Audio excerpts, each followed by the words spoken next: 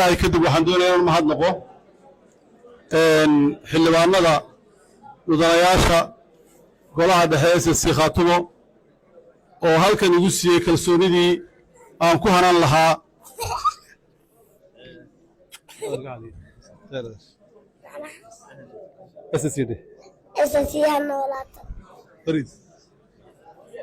mudanayaasha waxaan uga mahadnaqayaa kalsoonida ay siiyeen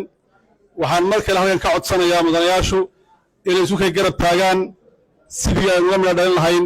halganka ina sugaya ee lagu xoreeyo deegaankeenna waxaan mudanayaasha ka codsanayaa inay igala shaqeeyaan sidii loo midayn lahaa golaha aanu ka wada tirsan lahay isla markaana waajibkiisa uu gudan lahaa waxaan u mahadnaqayaa dadkii faraha badnaa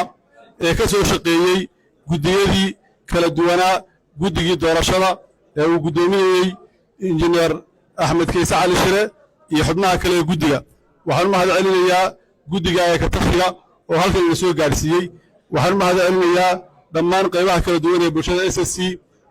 isimada cuqaasha waxgaradka culimada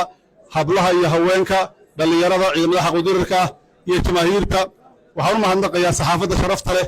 ee tabinaysa munaasabadan qaaliga ah ee caalamka la socodsiinaysa dhammaantiin waad mahadsantihiin abaalkiina ilaahay ha gudo mahadnaqa kadib waxaan ku soo gabagabaynayaa hadalkayga kelmad ballanqaada waxaan ballan qaadayaa haddii ilaahay yidhaahdo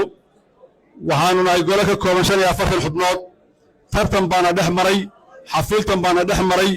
insha allahu tacaala tartanku wuxuu keenaa kala duwanaansho dibadda u soo baxa muhiimadda koowaad waxaan sii doonaa inaan ka shaqeeyo in la masaxo oo laga gudbo raadkii tartanku uu reebay isla mar ahaantaana golahu uu noqdo gole meel u wada jeeda oo meel qura u jihaysan si aynu u gudanno waajibaadka laynoo igmaday ee ay ugu horrayso ilaalinta midnimada bulshadeenna iyo xoraynta deegaanada cadowga naga haysto haddii golahu uusan midoobin ma gaari karayaan guusha aynu hiisanayno ee xoraynta dalkeenna sidaa daraaddeed waan ballan qaadaya